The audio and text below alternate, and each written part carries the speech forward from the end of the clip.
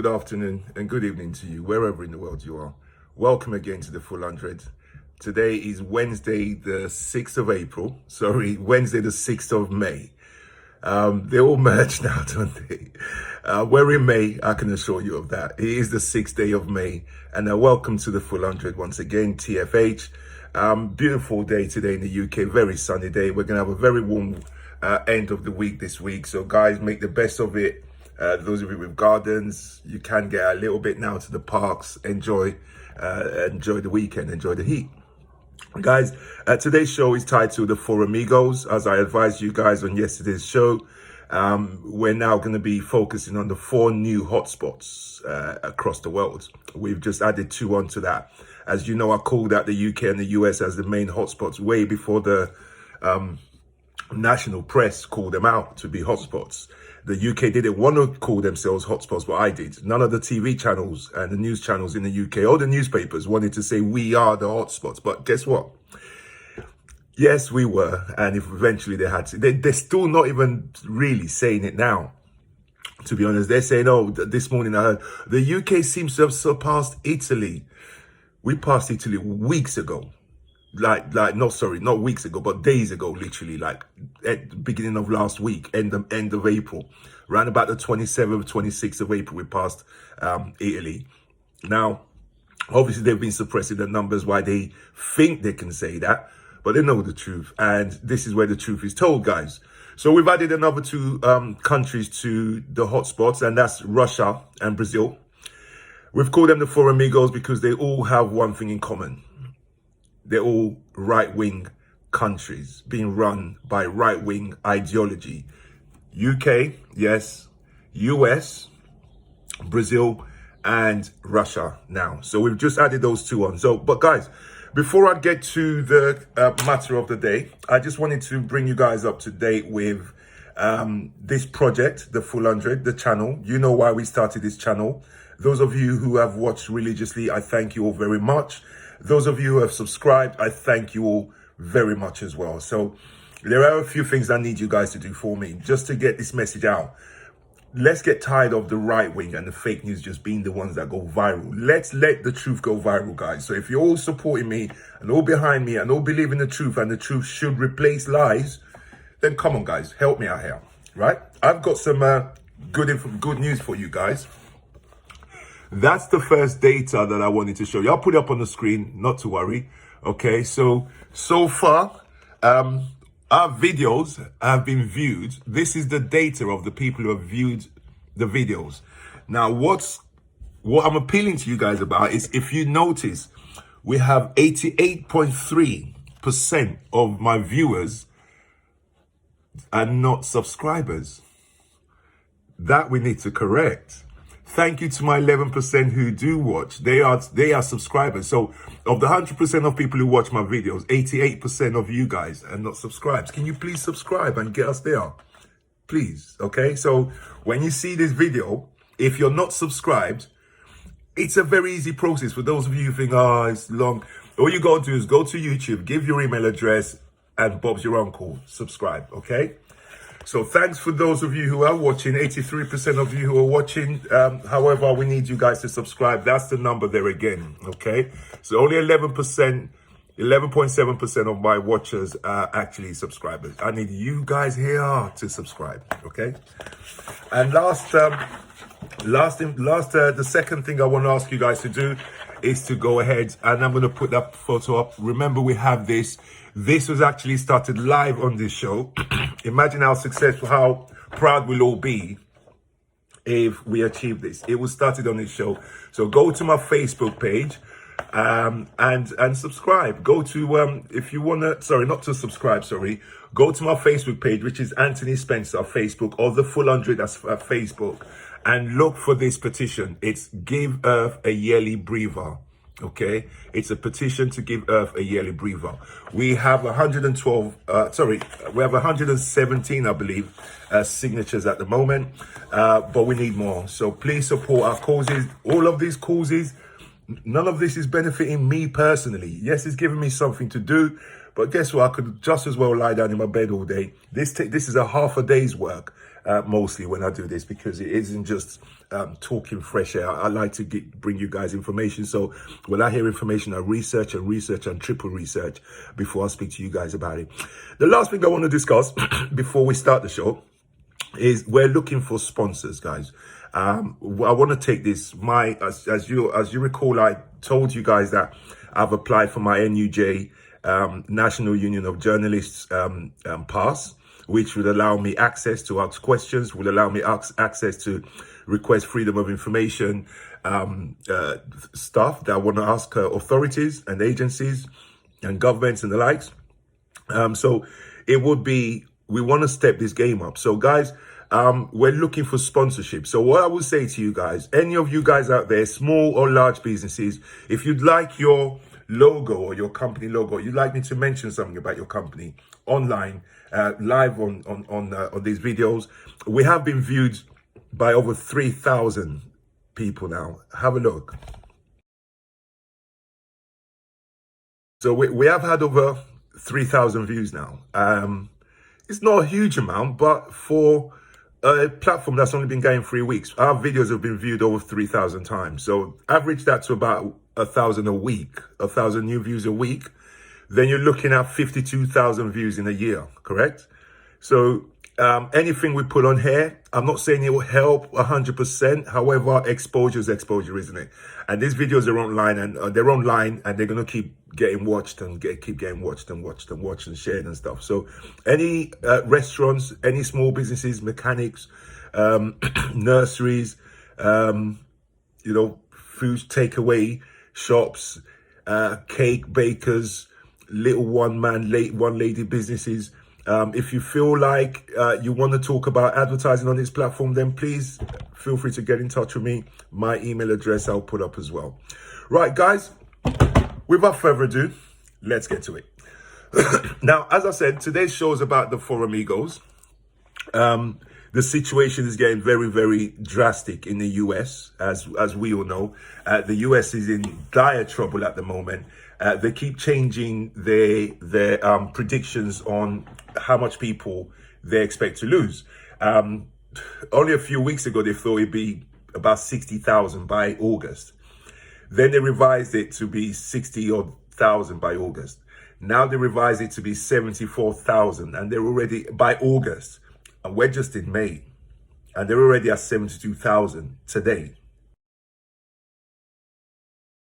And my worry for those people, I've got two main worries. One's on the first level, which is, my worry is that because of the right-wing ideology, and he's the one that takes the most biscuit, Trump himself, because with all this data that's coming out, countries opening up slightly when they are way down the curb. They've peaked, they've plateaued. They're not even opening up here on the downward spiral. They're opening up way down here. Okay, America is still going up, and this guy is allowing states to open. I mean, the strategy there is mad. And then you come to the UK strategy. I said on my video yesterday that Boris he's showing promise, is all I can say.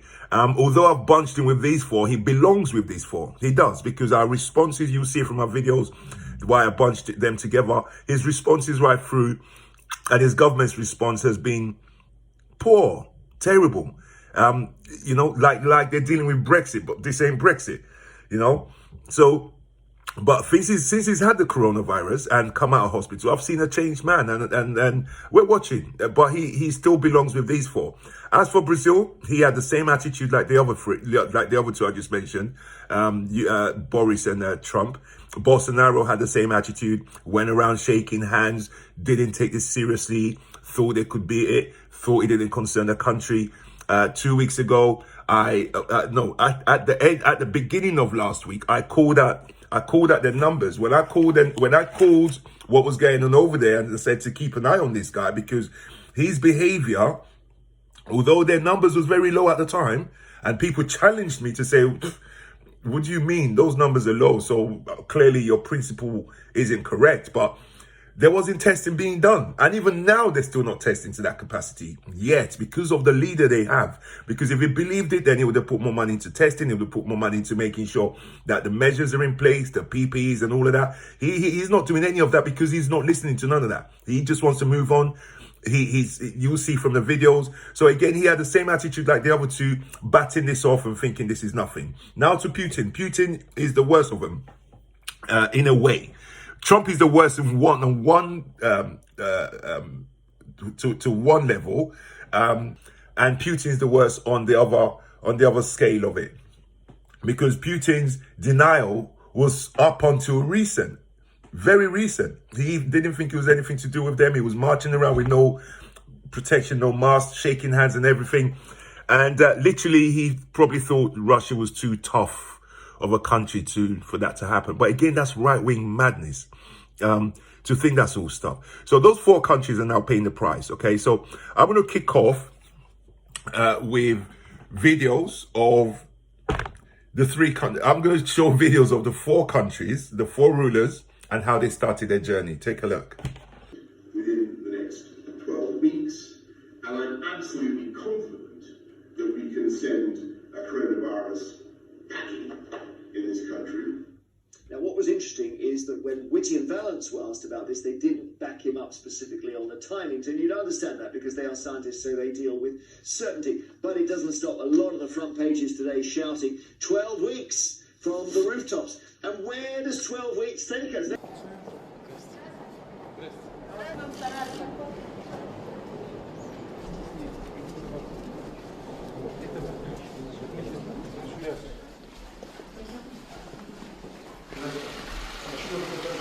Как больница нравится? Космос. Ну, конечно.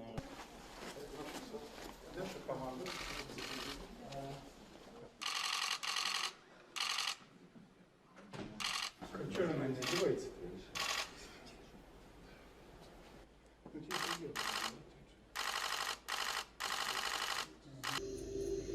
By April, you know, in theory, when it gets a little warmer, it miraculously goes away. People are getting better. They're all getting better. We're very close to a vaccine. When you have 15 people, and the 15 within a couple of days is going to be down to close to 0, that's a pretty good job we've done. We're going down, not up. We're going very substantially down, not up. But we have it so well under control. I mean, we really have done a very good job. We're testing everybody that we need to test, and we're finding very little problem. Very little problem. Now, you treat this like a flu. In Sao Paulo, Brazilian President Jair Bolsonaro joined a group of protesters in Brasilia on Sunday to demand an end to quarantine measures meant to slow the spread of COVID-19. He didn't wear a mask and, in fact, coughed several times while addressing the crowd of a couple hundred. Some of the protesters were also urging military intervention to close down both Congress and the Supreme Court, which have supported social isolation measures. Bolsonaro called his supporters patriots and said that their freedom, their liberty must be guaranteed. Now, Bolsonaro has clashed repeatedly with governors as they closed schools and all but essential businesses, insisting that the economic fallout from those measures could cause more damage than the virus itself. As you can see, guys, the 4 madmen, the 4 amigos, have a lot in common. But it's not a joke. I mean, this is very, very serious. To project 74,000 deaths between April and August, a good 4 months, and yet within 2 weeks, you're 2,000 away from your projected number within 2 weeks. It's very serious. With the Amazon, with Brazil, there's the Amazon angle of it. A genocide is waiting to happen.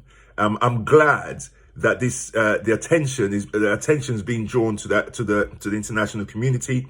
I'm glad the attention is being drawn to the press, and I'm glad that stars are doing their best, which you will see in my next video. Many stars are doing their best to help the Amazonian rainforest dwellers. You see, then I'll come to the UK. UK, their responses has been terrible. I mean, just this morning, we have someone like Nigel Farage, who, thank you, the police officers who knocked on his door and challenged him. But the day before, or a couple of days before, he took a video out, a camera guy out to Dover to talk about immigration, to draw attention that a dinghy was intercepted crossing over the channel. A few people in a dinghy.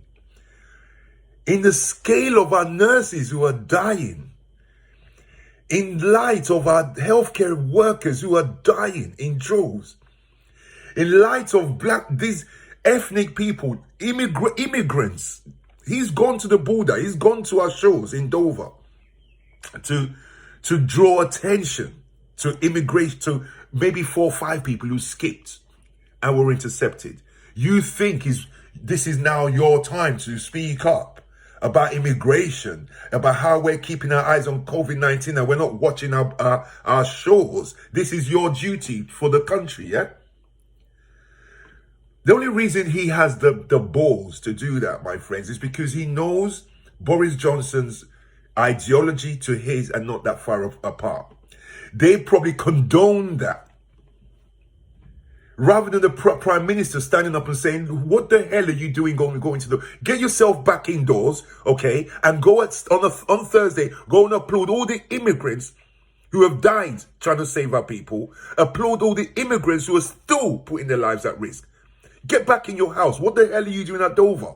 Instead of our Prime Minister coming and washing him down and embarrassing him like that, they keep quiet.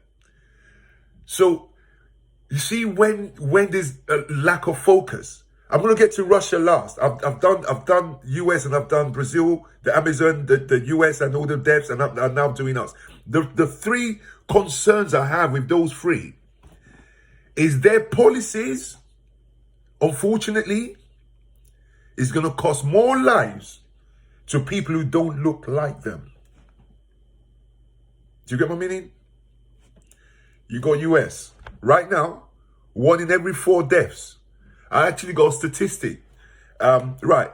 Okay. So right now in America, blacks are 13%, but they make up 60% of deaths as of yesterday. 13% of the population, but account for 60, not 16, 60% of deaths. So that tells me that the more this guy cocks up, the more he's blind, the more he's incohesive, the more he's not advising people to inject all kinds of stuff into them. The more he's doing that, and the more his states are opening up, like there's no pattern, there's no method to the madness in that country right now. The more that's going on, the more by black people are going to die. It's as simple as that. Because if another 10,000 die, right? 6,000 of them are going to be black. Another 10,000 dies after that. 6,000 are going to be black. So it begs a question. Is there a secret plan in his head? You know, we know he hates immigrants already. Is there a secret plan in his head to just let this carry on, and where he stops is where he stops? If at the end of this we've lost 1 million black people, well, that's 1 million black people less in my country. Is it too far-fetched to think that? This is not conspiracy theory, guys. This is not fake news, because it's not news. I'm putting the question out there, okay? And the question is worth asking when you're dealing with someone as nutty as Trump. So that's America. My black people are going to get it the most with his up and down bull stuff that he's carrying on with. Then you come to Brazil. And again, the Amazonian people who are helpless. They're the ones who are going to bear the brunt and probably get wiped out from Bolsonaro's madness. Then you come to the UK. 1 in 3 who are dying. So we're 30% of the deaths in this country. And this is a statistic that the UK isn't releasing fully. So when you say 3, when I say 1 in 3, it's probably closer to 1 in 2.5. 1 in 2.1, 1 in 2.2. Which is more people. Because we can already see is 60% in America of our people who are dying. So why is it important to pay attention to these 3 mad people, mad leaders. These three people who should never ever be voted in for another term after this is over. Yeah, is black people are dying the most with Trump's madness. Amazonians and the people who don't look like Bolsonaro are dying the most, basically the lower classes again. And in the UK, the ethnic minority are dying the most. Then we come to Russia. Russia is a bit different because there isn't a, well, not that I know of anyway, there isn't a large group of underclass. There isn't. I think the country is just rich and everybody else. So you got the oligarchs and then you got everybody else. I think it's more like that. However, his madness is yet to show itself. It's coming, but it's yet to show itself. But what's happening already in Russia is that typical to Russia's ways, typical to Putin's ways, he's killing off whistleblowers. Take a look at these videos.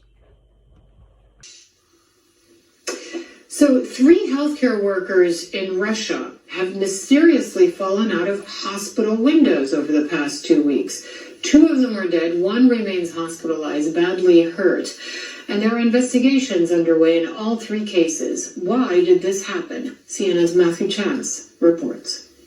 Well, this is a potentially very dark development in Russia, where a doctor who criticised conditions at his hospital on social media is now fighting for his life after falling out of a 2nd-storey window. Alexander Shulapov, a doctor who works in an ambulance in the city of Voronezh, is now in a serious condition with head injuries, according to local media reports. Earlier, he'd been diagnosed with coronavirus and had posted defiant messages online saying he'd been forced to work after testing positive. Shulapov later retracted his comments before plunging out of a window in unclear circumstances. One of his colleagues has told CNN that he was preparing to be discharged from the hospital where he'd been receiving treatment.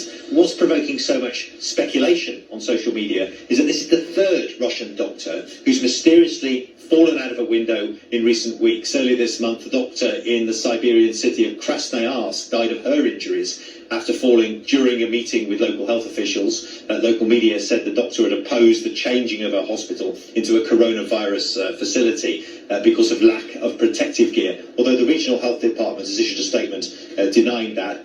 Last month, the head of medical services at Star City, the main training base for Russian cosmonauts, also died after falling out of a window. The authorities there called it a tragic accident and gave no further details. What we do know, though... Russian doctor filmed moments before he mysteriously fell out of a hospital window suffering severe head trauma. 2 other healthcare workers are dead after falling in a similar way. Russian police say they're investigating. CNN senior international correspondent Matthew Chance joins us now live with more. To say this raises questions is really an understatement, Matthew. No, it does. It absolutely raises questions because Russia has a record of silencing its critics. And so when you see that not 1, not 2, but 3 doctors who have criticised the coronavirus response in Russia sort of mysteriously fall out of a window, you've got to ask those questions. Is it a series of coincidences or is something more sinister at play? Behind the face masks, 2 stressed out Russian doctors struggling in this country's coronavirus pandemic. We haven't got enough protection gear, the one on the right complains on social media. Now he says Russian police are accusing him of spreading fake news. The other doctor says he's tested positive for coronavirus, but was forced to work anyway. Now he's fighting for his life after falling mysteriously from a hospital window. This was him, Alexander Shulapov, shortly before his unexpected plunge, with a video statement completely retracting his allegations of mistreatment. I was just overwhelmed with emotion, he explains, and scared of my condition. But of course, I was taken off shift and didn't treat any other patients. Now he's dealing with severe head injuries and can say no more. Хотя в должности руководителя, по словам нашего... But he's not the only Russian doctor recently silenced by a suspicious window fall. In fact, he's the third. Earlier this month, the acting head of this hospital in Siberia died after plunging out of a window during a meeting with health officials. Local television reported she opposed plans to convert her hospital into a coronavirus facility, citing lack of protective gear, and asked a colleague what happened. It's all very strange, he says. She was a kind woman. Maybe with all this coronavirus, they pressured her with requirements, he suggests. Do this, do that. But serious, isn't it? Now, you saw the Russian one.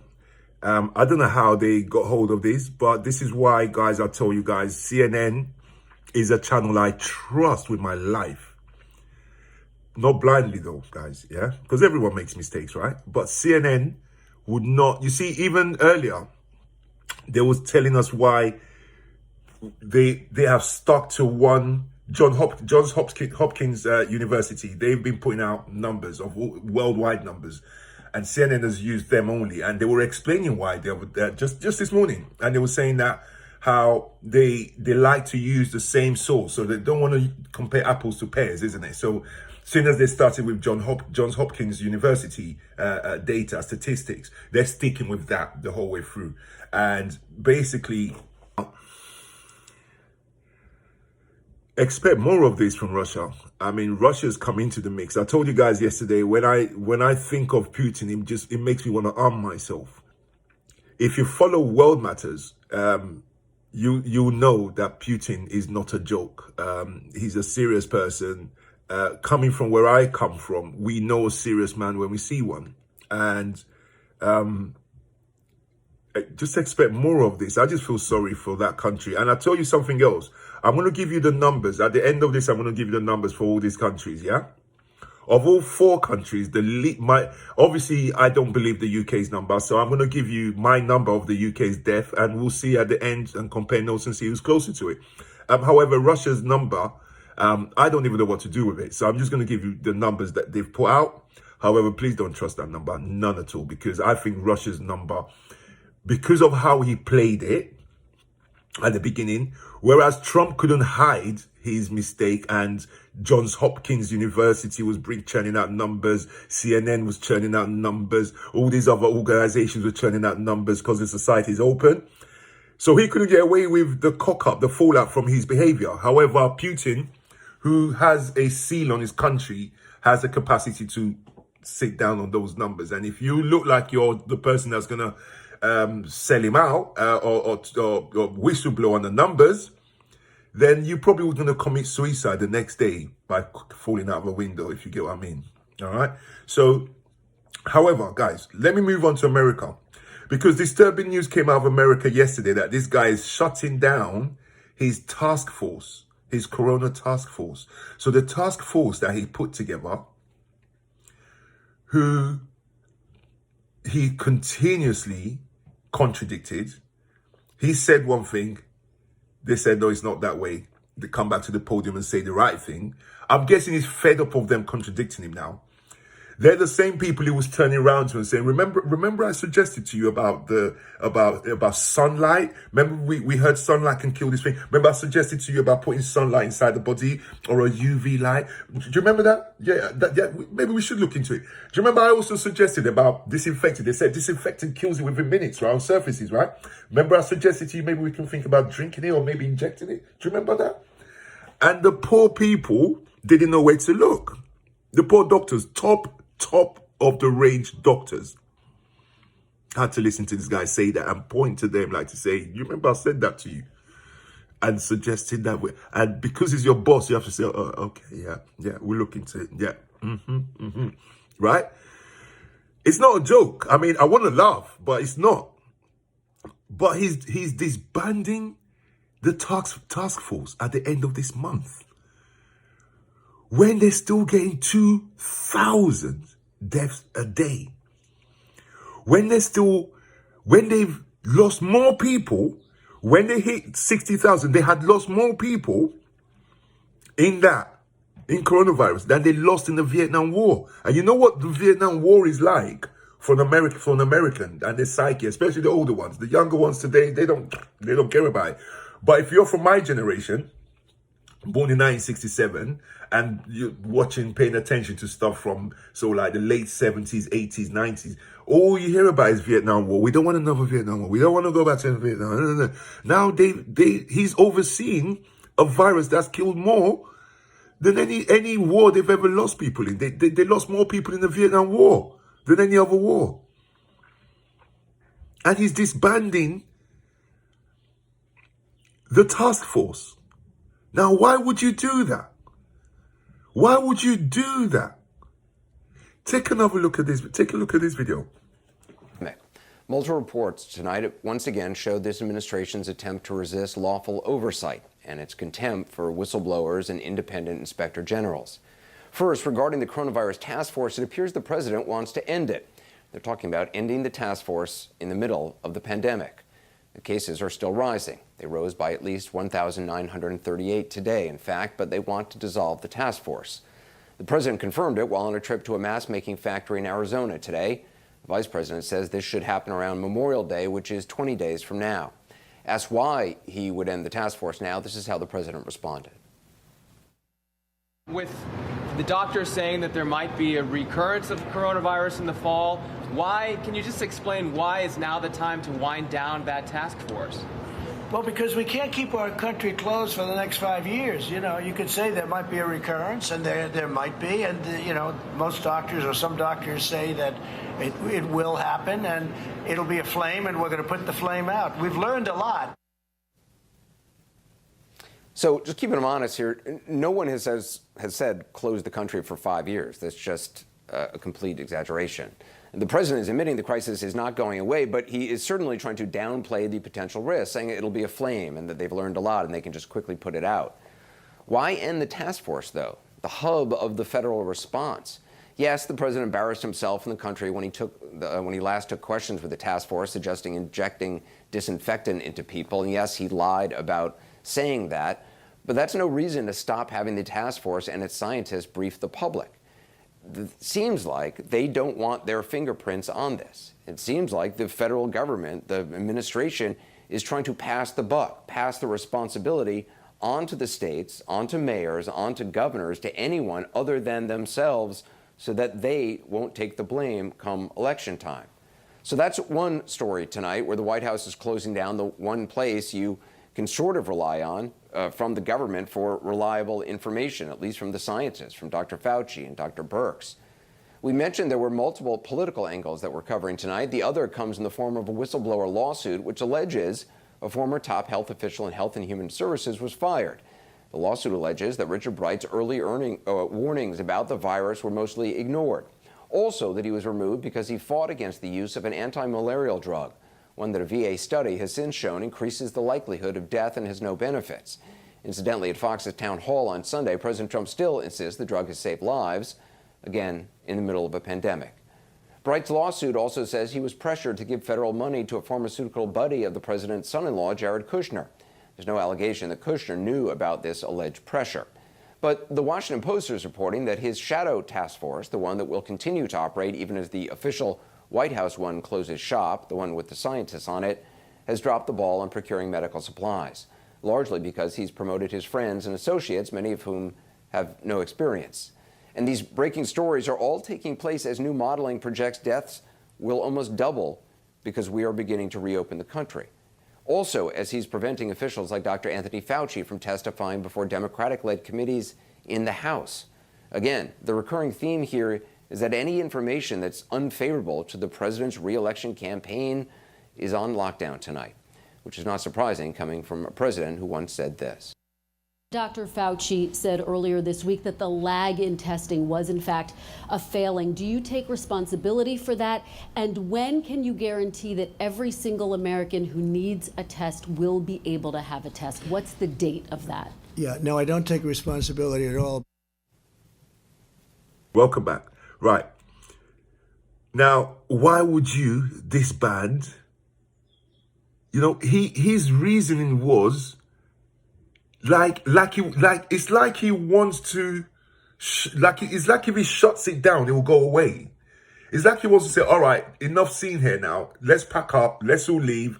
Once we pack up and go, everything will quiet down. Like he's still in that denial state. Or there's a bigger picture that we're missing.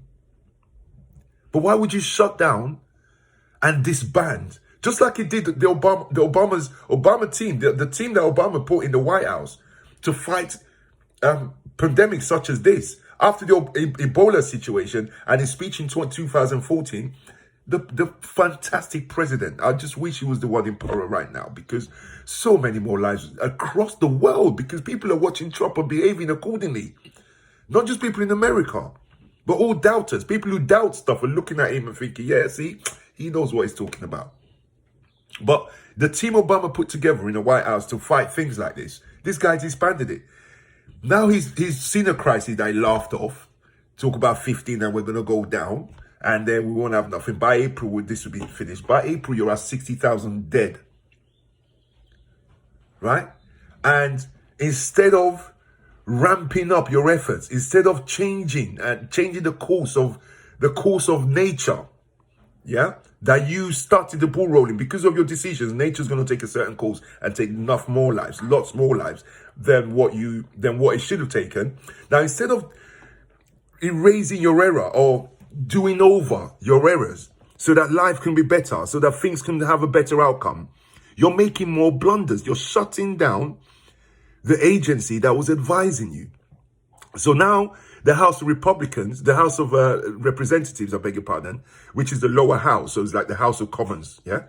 Representatives is asking to speak to Dr. Fauci, his top guy in this task force. And he's denying him access. He's denying them access. No, you're not going to speak to him. No, you won't speak to him. So this guy is blocking efforts to find ways to make this thing better for people. Just like Russia is killing the doctors who are speaking out. Okay? And in the UK, we've had to fire a few people because they're breaching stuff, but at least we haven't gone that far. Guys, I mean, this is just pretty sad. I mean, the fate and the destiny of so many million people. Russia's 180 million. Brazil, I do believe, is like 80, 90 million, or maybe more. I think they're just over 100 million, Brazil. Then you got the UK, 65 million. Then you got America, 380 million. If you add those numbers, the life and the destiny of 600 million people is depending and riding on just four guys, the four Amigos guys.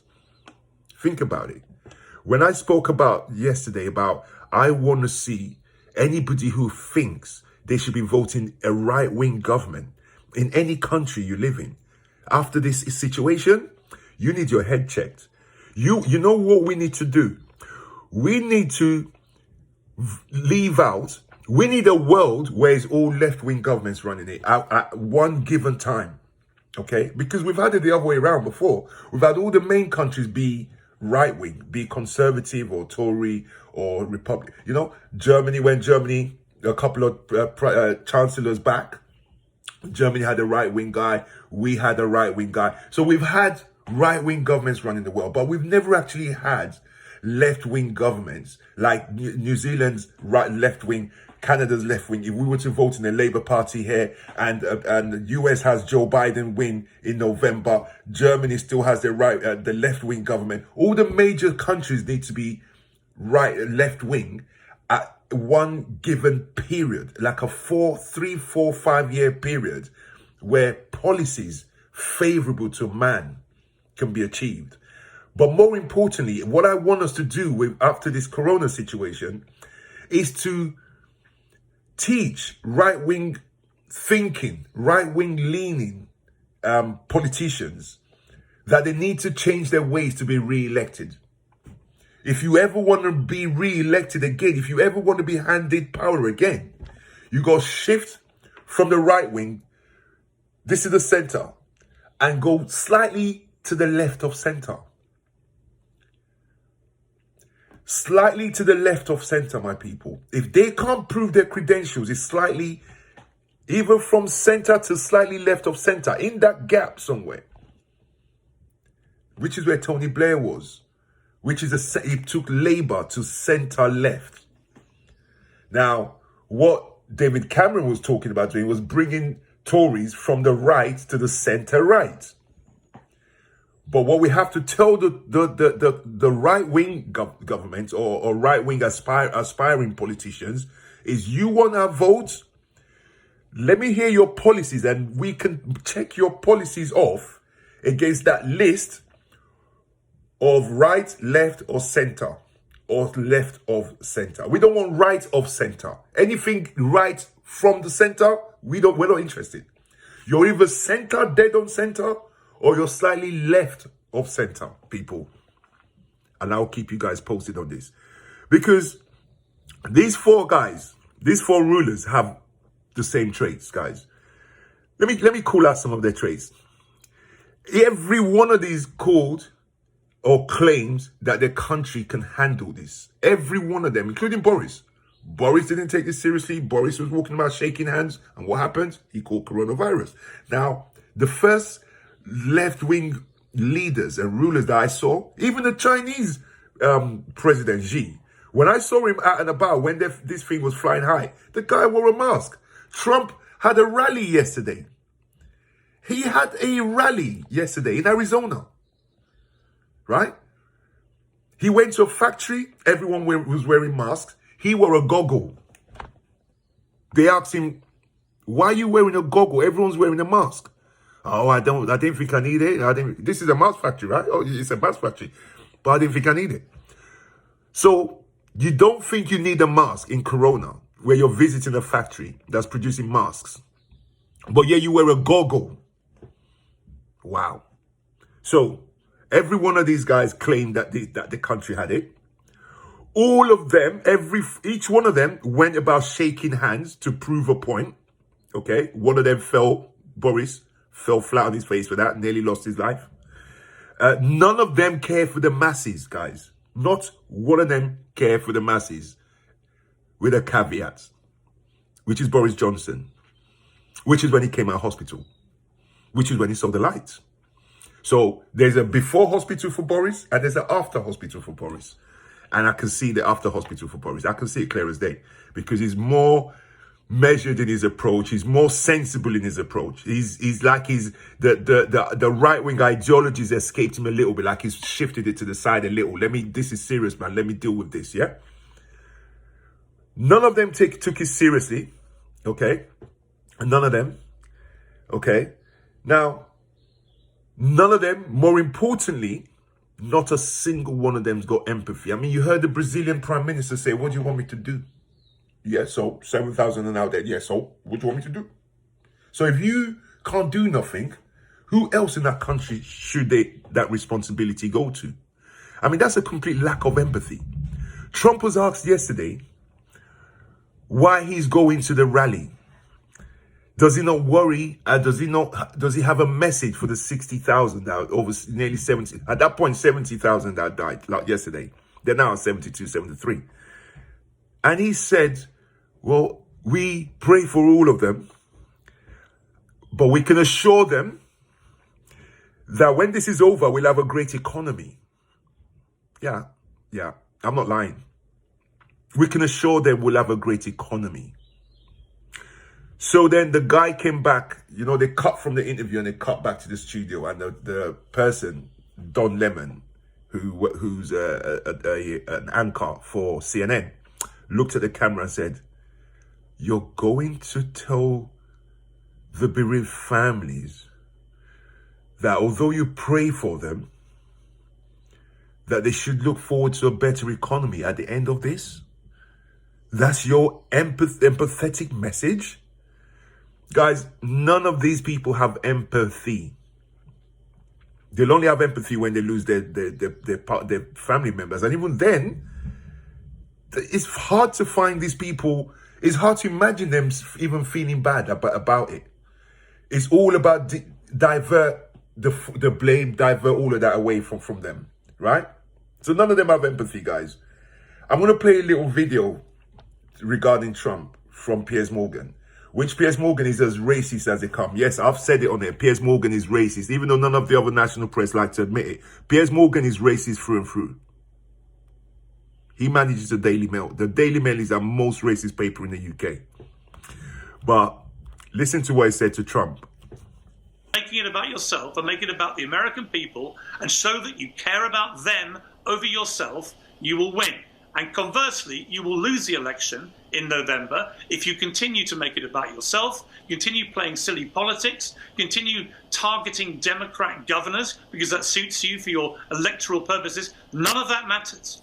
And until Donald Trump realizes that, and again, he doesn't want to hear this, but he may as well hear it from me. Until you realize that, Mr. President, you are not going to get this right. And if you don't get it right, more Americans are going to die. Are you risking your friendship with the president by... And that's calling it as it is. Because Trump's agenda is to try and win an election that he could never win in November. He shouldn't have won the other one if they didn't cheat. Boris Johnson's motivation right now is to make sure that he leaves a good enough track so that he can win another election. Trump is thinking of election in November. Boris, or everything he's doing, is trying to get another election in 5 years from now, because we just voted in December. So there's another 4 Decembers to go before we go back, before he must call an election, right?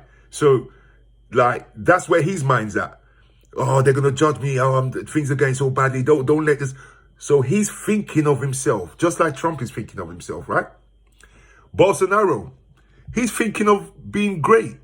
He's thinking of being the top boy in South America. He's thinking of, because although at one time, Brazil's economy overtook our one. I don't know where it's at lately, but about 3-4 years ago, Brazil went into the 5th largest economy and pushed us back to sixth place. They've lost a little bit since then. I think they've lost a little traction since then. But other than Brazil being a fantastic place to visit, no one ever thinks of Brazil's leader. So this guy, again, he's out for himself. Greatness. Then you come to Putin, his only thing is about power. He just wants to die in that position, in that job. Putin has come off power, then come back, then change the constitution so he can do another term and another term and another term. So Putin's is just to maintain power. Either way, that's really, no matter how you look at it, that's really their intention. And that's, like I keep saying, right-wing governments are run by ideology. There is always something more important to a right-wing government than you, me, or anybody else. The last video I'm going to show you guys, right, is the poor governors, man. You know, I really feel it for the governors, because the blue state governors, you know, the left wing, the proper people, the people who feel sorry for the masses, all of them governors are struggling right now. And the only reason they're struggling, guys, okay, the only reason they're struggling is because Trump has made life so difficult for them. They've got people carrying guns, Trump supporters carrying guns, because they love guns, obviously, up and down the streets, up and down to town halls, up and down the place. There's a clip yesterday of them pushing a park ranger into a pond because he came and said to them, do you mind social distancing? They pushed him into a pond. These people are violent, but Trump calls them decent people. Then he will call sportsmen who are protesting against brutality against blacks, he will call them bad people, even though they're peaceful protests. They're going down on one knee. They're bad people. However, these gun-toting white people walking up and down their high streets, marching into the town halls with AK-47s and AR-15s and all kinds of weapons, dangerous weapons, he's calling these people decent people. So the states are in a position right now where they want to maintain the lockdown because they know that's the right thing to do. But they got a president up there who's telling the people to go liberate their states, because he's only calling on the blue states, because it's only the blue states that are still shut. Then you got the red states opening up, and you got problems for example, the poor Michigan governor. That I'm going to show you the clip. Take a look at this clip. I mean, the New York governor is on this clip as well. But more importantly, listen to what this Michigan state governor, how she's having to plead to people that I'm actually doing this for you. Take a look. We're not out of of the woods. Even after armed protesters stormed the Michigan Capitol last week, Governor Gretchen Whitmer says she refuses to reverse her extension of stay-at-home orders until May 15th. Whether you agree with me or not, I'm working to protect your life if you live in the state of Michigan. We're going to listen to facts and science because we've got to get this right. Dr. Deborah Birx highlighting the severe risks people are undertaking by attending the demonstrations. It's devastatingly worrisome to me personally because if they go home and infect their grandmother or their grandfather who has a comorbid condition and they have a serious or an unfortunate outcome, they will feel guilty for the rest of our lives. I mean, my heart goes out to them. Guys, listen, I'm going to end today's video by just saying, we're letting you know we're going to keep an eye on these 4 Amigos from here on in. They are now the new hotspots. I predicted every one of these events coming that we're now seeing. I predicted the UK being a hotspot long before the papers wanted to admit it. Even now, they're still not admitting it. This morning, the UK was saying, Boris Johnson and his ministers are saying, it's not fair for us to keep comparing our country to other countries. Really? Okay, but if we were winning and we were doing well, would it be fair to compare us to those same countries? Were you talking about not comparing us to Germany? We're both top countries in the world. Who are you going to compare yourself to if you can't compare to Germany? Would you want to compare yourself to Barbados? To Guyana? To the Equatorial Guinea? Who are you going to compare yourself to? Well, because we're lagging behind these people. No, don't compare right now. Just don't. No, let's not compare. Please, please, please. Don't compare. Don't compare. You don't want us to compare because you're losing, bros. You're losing, people. Okay, guys. It's time we show right-wing governments that we've had enough of the right-wing ideology running, existing. You know, if we got rid of right-wing ideology, how much better the world would be. You got Nigel Farage. Instead of going there and taking a visit, you're a party leader, yeah? Although no one recognizes your party, but you're a so-called party leader. Instead of going to the NHS Trust and thanking all those immigrants and say, you know what, let me just show you that I've got a kind heart. I've got a kind side to me. I know I've berated immigrants my whole career. I know I got famous off the back of putting down immigrants and telling lies on immigrants. However, I've watched these last few weeks how immigrants have carried us through. I want to pay a visit to you guys, just to let you guys know that although that was me then, okay, I'm here showing you guys my support. He couldn't even do that. The guy took one cameraman and one driver to Dover to film how immigrants are coming across, just because they call 3 or 4 in a dinghy, one dinghy. Guys, we need to eliminate right-wing politics. So at this point, I'm just going to say goodbye. Enjoy the rest of the day. I've done this a little bit earlier, so you might see this video uploaded a little bit earlier. In the meantime, guys, keep supporting the platform. As I showed you guys at the beginning of this, guys, I need your support. I have far too many people. I've got 88% of people who watch me and not subscribed. So I need you 88% who watch me regularly to please subscribe. It will make a huge difference to what we're doing. Okay, guys, thank you very much for watching my video, and I shall be back tomorrow again for our next installment. Have a fantastic day. Take care now. Bye-bye.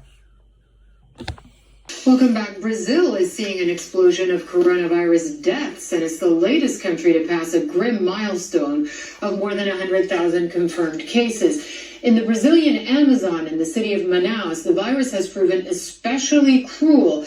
Graves, in fact, are being dug en masse. And the president, Bolsonaro, has compared COVID-19 to, quote, a little flu, not taking it as seriously, and continues to pressure local governors to do away with social distancing and lockdown measures. He's even appeared at rallies, etc. For the people of Manaus, though, the virus has caused death and despair. Isa Suarez reports. Like so many others, the Torres family will never be the same. Here in this improvised cemetery, this small family unit with some others safely on the phone bid a quick farewell to their 69-year-old father and grandfather, who went to hospital with a finger wound and came out with COVID-19. His grandson Ezron is in shock. O que a gente passou, cara, não é bom, não desejo nem pro meu pior inimigo. Tragedy, though, doesn't end with his family. Here, in the city of Manaus, northwestern Brazil, excavators are digging trenches en masse. And while they buried their dead, President Jair Bolsonaro has compared the pandemic to a little flu, shaking the hands of his supporters in restaurants and supermarkets, and joining massive protests pressuring governors and mayors to loosen lockdown measures. A move that could bring even more pain to the people of Manaus. According to the Secretary of Health for Amazon State, ICU beds in Manaus are at 85% capacity. And as the city's confirmed case count remains among the highest in Brazil and rising, hospitals buckle under the threat of COVID. Eu tenho pouco mais de 17 anos de formação, como enfermeira. Vaccine expert says he was fired for prioritizing science and safety over politics. Dr. Rick Bright led the biomedical research subdivision of the Department of Health and Human Services until he was suddenly removed last month and reassigned to a lower level position. And in a new whistleblower complaint filed with the Office of the Special Counsel, Bright alleges he flagged the emerging threat of COVID-19 by early January 2020, and in result encountered indifference, which then developed into hostility from HHS leadership. Dr. Bright also writing in the complaint that from 2017 until he was removed, HHS leadership pressured Dr. Bright and BARDA to ignore expert recommendations and instead to award lucrative contracts based on political connections. And President Vladimir Putin, as well as the number of infected in Russia continues to spike. The curve looks very different for Russia compared to countries like France, Germany, Italy, and Spain. The president held a virtual meeting with officials where he said coronavirus restrictions need to be maintained or even stepped up in some places. Confirmed cases have gone up in Russia more than 10,000 for 4 days in a row. There are now nearly 166,000 total cases across Russia. Again, we are citing here numbers from Johns Hopkins University. We're comparing apples to apples here when it comes to numbers. That's why we're always going to the same source. And from one day to the next, we don't give you differently sourced figures. So international correspondent Matthew Chance is following Russia's virus response, and he joins me now live with more on that. So, again, here we are in a country where you're seeing rapidly increasing numbers, and really it's kind of, you get the sense somehow that there's a bit of panic now setting in. Is how do we stop this train that's barreling down the tracks?